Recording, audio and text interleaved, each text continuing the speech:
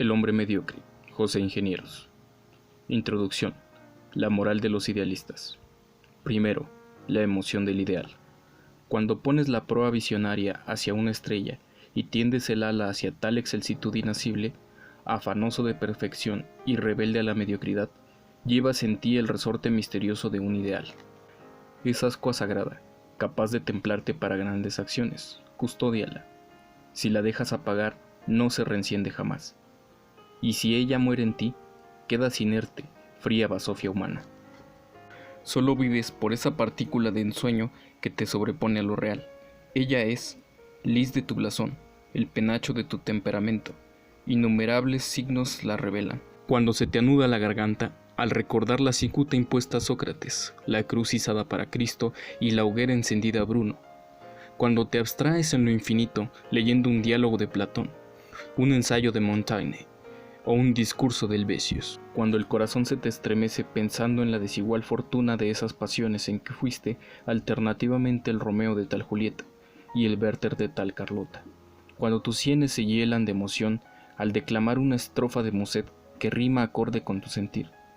Y cuando en suma admiras la mente preclara de los genios, la sublime virtud de los santos, la magna gesta de los héroes, inclinándote con igual veneración ante los creadores de verdad o de belleza. Todos no se extasian como tú ante un crepúsculo, no sueñan frente a una aurora o simbran en una tempestad, ni gustan de pasear con Dante, reír con Molière, temblar con Shakespeare, crujir con Wagner, ni enmudecer ante David, la cena o el Partenón. Es de pocos esa inquietud de perseguir ávidamente alguna quimera, venerando a filósofos, artistas y pensadores que fundieron en síntesis supremas sus visiones del ser y de la eternidad, volando más allá de lo real. Los seres de tu estirpe, cuya imaginación se puebla de ideales y cuyo sentimiento polariza hacia ellos la personalidad entera, forman raza aparte en la humanidad, son idealistas. Definiendo su propia emoción, podría decir quien se sintiera poeta, el ideal es un gesto del espíritu hacia alguna perfección. Segundo, de un idealismo fundado en experiencia. Los filósofos del porvenir, para aproximarse a formas de expresión cada vez menos inexactas, dejarán a los poetas el hermoso privilegio del lenguaje figurado, y los sistemas futuros, desprendiéndose de añejos residuos místicos y dialécticos, irán poniendo la experiencia como fundamento de toda hipótesis legítima. No es arriesgado pensar que en la ética venidera florecerá un idealismo moral, independiente de dogmas religiosos y apriorismos metafísicos. Los ideales de perfección, fundados en la experiencia social y evolutivos como ella misma, constituirán la íntima trabazón de una doctrina de la perfectibilidad indefinida, propicia a todas las posibilidades de enaltecimiento humano. Un ideal no es una fórmula muerta, sino una hipótesis perfectible. Para que sirva, debe ser concebido así, actuante en función de la vida social que incesantemente deviene. La imaginación, partiendo de la experiencia, anticipa juicios acerca de futuros perfeccionamientos. Los ideales entre todas las creencias representan el resultado más alto de la función de pensar. La evolución humana es un esfuerzo continuo del hombre para adaptarse a la naturaleza, que evoluciona a su vez. Para ello, necesita conocer la realidad ambiente y prever el sentido de las propias adaptaciones, los caminos de su perfección. Sus etapas se reflejan en la mente humana como ideales. Un hombre, un grupo o una raza son idealistas porque circunstancias propicias determinan su imaginación a concebir perfeccionamientos posibles. Los ideales son formaciones naturales, aparecen cuando la función de pensar alcanza tal desarrollo que la imaginación puede anticiparse a la experiencia. No son entidades misteriosamente infundidas en los hombres, ni nacen del azar. Se forman como todos los fenómenos accesibles a nuestra observación. Son efectos de causas, accidentes en la evolución universal investigada por las ciencias y resumidas por las filosofías. Y es fácil explicarlo si se comprende. Nuestro sistema solar es un punto en el cosmos. En ese punto es un simple detalle el planeta que habitamos. En ese detalle, la vida es un transitorio equilibrio químico de la superficie. Entre las complicaciones de este equilibrio viviente de la especie humana data de un periodo brevísimo.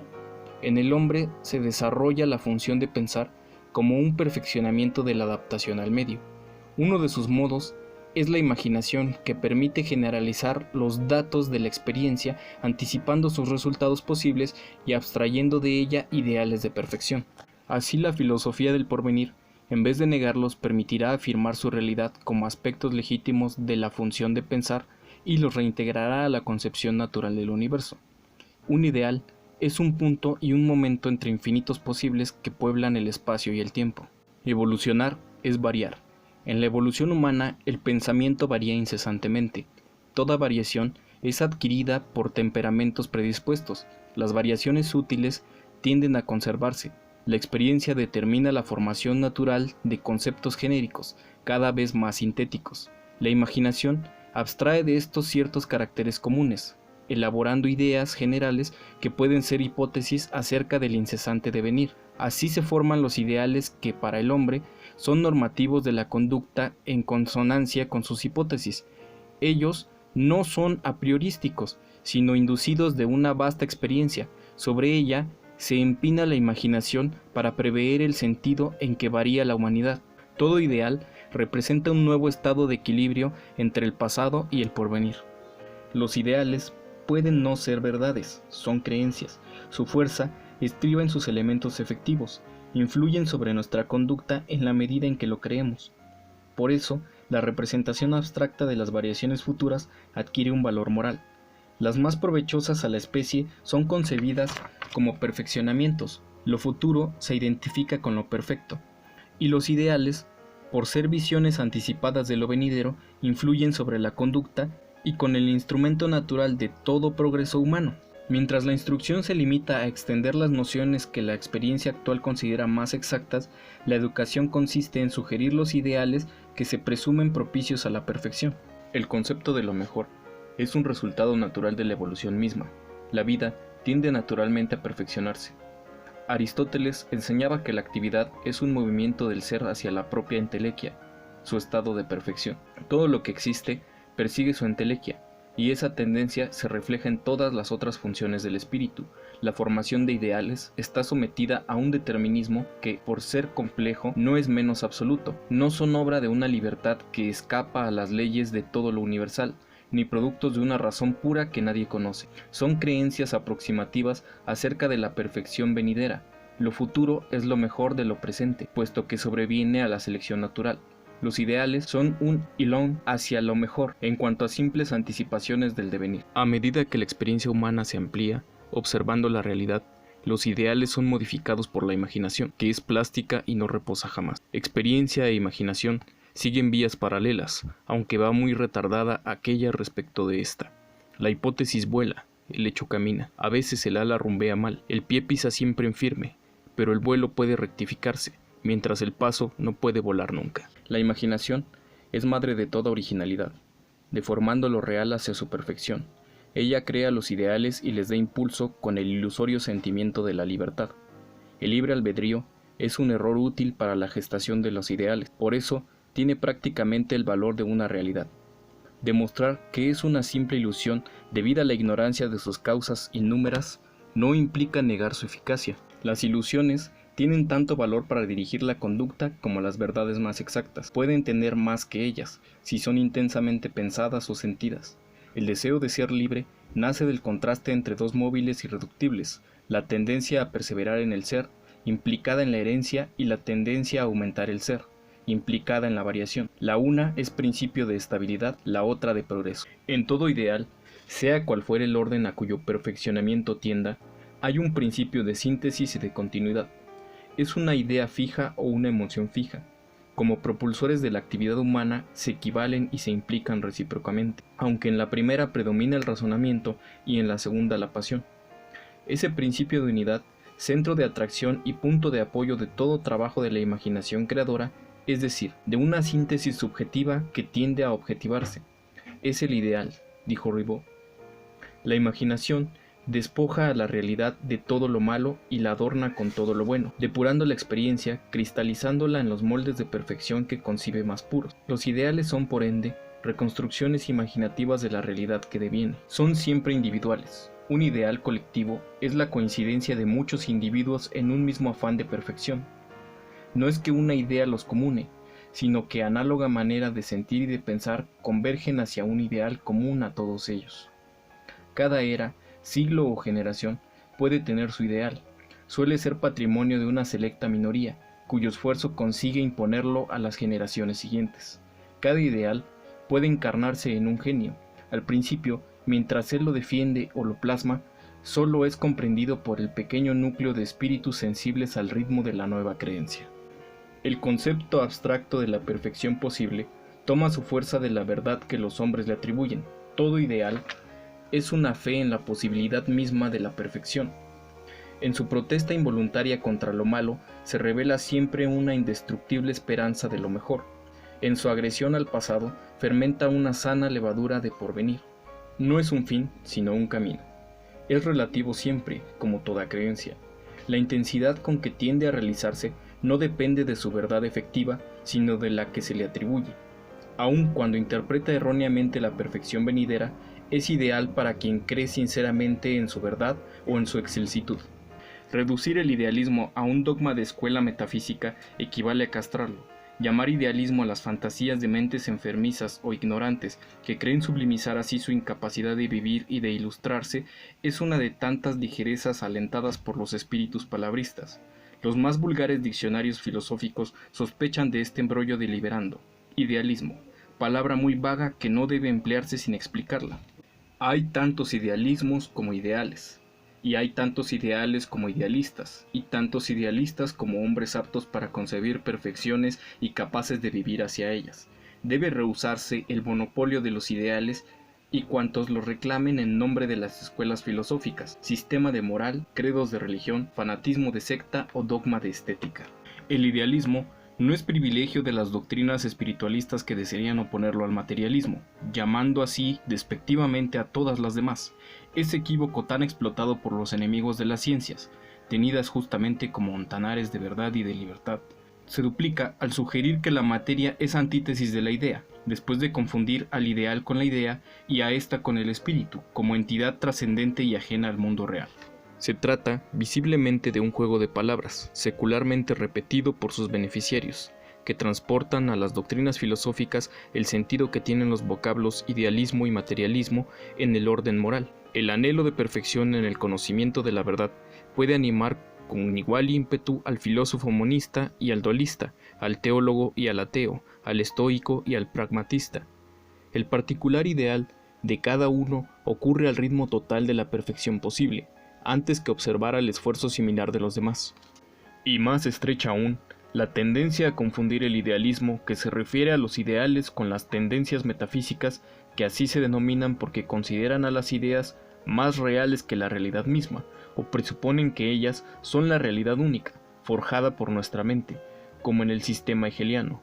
Ideólogos no pueden ser sinónimo de idealistas, aunque el mal uso induzca a creerlo. No podríamos restringirlo al pretendido idealismo de ciertas escuelas estéticas, porque todas las maneras de naturalismo y del realismo pueden constituir un ideal de arte cuando sus sacerdotes son Miguel Ángel, Tiziano, Flaubert o Wagner. El esfuerzo imaginativo de los que persiguen una ideal armonía de ritmos, de colores, de líneas o de sonidos se equivale siempre que su obra transparente un modo de belleza o una original personalidad. No lo confundiremos, en fin, con cierto idealismo ético que tiende a monopolizar el culto de la perfección en favor de alguno de los fanatismos religiosos predominantes en cada época, pues sobre no existir un único e inevitable bien ideal, difícilmente cabrían los catecismos para mentes obtusas. El esfuerzo individual hacia la virtud puede ser tan magníficamente concebido y realizado por el peripatético como por el cirenaico, por el cristiano como por el anarquista, por el filántropo como por el epicúreo, pues todas las teorías filosóficas son igualmente incompatibles con la aspiración individual hacia el perfeccionamiento humano. Todos ellos pueden ser idealistas, si saben iluminarse en su doctrina, y en todas las doctrinas puede cobijarse dignos y buscavidas, virtuosos y sin vergüenza. El anhelo y la posibilidad de perfección no es patrimonio de ningún credo. Recuerda el agua de aquella fuente citada por Platón, que no podía contenerse en ningún vaso. La experiencia, solo ella, decide sobre la legitimidad de los ideales, en cada tiempo y lugar. En el curso de la vida social se selecciona naturalmente, sobreviven los más adaptados, los que mejor prevén el sentido de la evolución, es decir, los coincidentes con el perfeccionamiento efectivo. Mientras la experiencia no da su fallo, todo ideal es respetable, aunque parezca absurdo, y es útil por su fuerza de contraste. Si es falso, muere solo, no daña. Todo ideal, por ser una creencia, puede contener una parte de error, o serlo totalmente. Es una visión remota y por lo tanto expuesta a ser inexacta. Lo único malo es carecer de ideales y esclavizarse a las contingencias de la vida prácticamente inmediata, renunciando a la posibilidad de la perfección moral. Cuando un filósofo enuncia ideales para el hombre o para la sociedad, su comprensión inmediata es tanto más difícil cuanto más se eleva sobre los prejuicios y el palabrismo convencionales al ambiente que lo rodea. Lo mismo ocurre con la verdad del sabio y con el estilo del poeta. La sanción ajena es fácil para lo que concuerda con rutinas secularmente practicadas. Es difícil cuando la imaginación no pone mayor originalidad en el concepto o en la forma. Ese desequilibrio entre la perfección concebible y la realidad practicable estriba en la naturaleza misma de la imaginación, rebelde al tiempo y al espacio. De ese contraste legítimo no se infiere que los ideales lógicos, estéticos o morales deban ser contradictorios entre sí, aunque sean heterogéneos y marquen el paso a desigual compás según los tiempos. No hay una verdad amoral o fea, ni fue nunca la belleza absurda o nociva, ni tuvo el bien sus raíces en el error o la desarmonía. De otro modo concebiríamos perfecciones imperfectas. Los caminos de perfección son convergentes. Las formas infinitas del ideal son complementarias, jamás contradictorias aunque lo parezca. Si el ideal de la ciencia es la verdad, de la moral el bien y del arte la belleza, formas preeminentes de toda excelsitud, no se concibe que puedan ser antagonistas. Los ideales están en perpetuo devenir con las formas de la realidad a que se anticipan. La imaginación los construye observando la naturaleza, como un resultado de la experiencia. Pero una vez formados, ya no están en ella, son anticipaciones de ella, viven sobre ella para señalar su futuro. Y cuando la realidad evoluciona hacia un ideal antes previsto, la imaginación se aparta nuevamente de la realidad, aleja de ella el ideal proporcionalmente. La realidad nunca puede igualar al ensueño en esa perpetua persecución de la quimera. El ideal es un límite, toda realidad es una dimensión variable que puede acercársele indefinidamente sin alcanzarlo nunca. Por mucho que lo variable se acerque a su límite, se concibe que podría acercársele más. Solo se confunden en el infinito. Hola amigos, este es un pequeño experimento para ver si les gusta este tipo de contenido en el canal. Si veo que este video tiene buena aceptación conforme a likes y suscripciones, pues seguiré subiendo los capítulos restantes. En este caso estamos nada más en una parte de la introducción. Y bien, como siempre les digo, pues hagan el favor de suscribirse si este contenido les gusta. Activen la campanita para recibir más notificaciones sobre videos como este o algunos otros que tengo aquí en el canal. Y como siempre les digo, recuerda, solo el conocimiento que llega desde el interior es verdadero conocimiento.